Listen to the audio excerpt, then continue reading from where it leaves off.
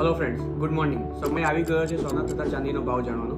ગત સપ્તાહમાં આપણે જોયું ડ્યુટી બાદ સોનામાં ઘણી ઉથલપાથલ જોવા મળી, તેમજ સોના તથા ચાંદીમાં મોટા પ્રમાણમાં ખરીદી પણ જોવા મળી.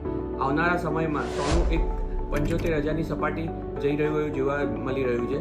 તો આવનારા સમયમાં અમેરિકન બેન્કો દ્વારા વ્યાજદરમાં ઘટાડો કરવો લગભગ નક્કી છે, તેમજ જીઓ પોલિટિકલ ઇસ્યુના કારણે સોનામાં વધવાની શક્યતા ઘણી વધુ રહેલી છે. આવનારા સમયમાં સોનું તેની સર્વોચ્ચ સપાટી આંતરરાષ્ટ્રીય બજારમાં કૂદાવી શકે તેવી શક્યતા રહેલી છે.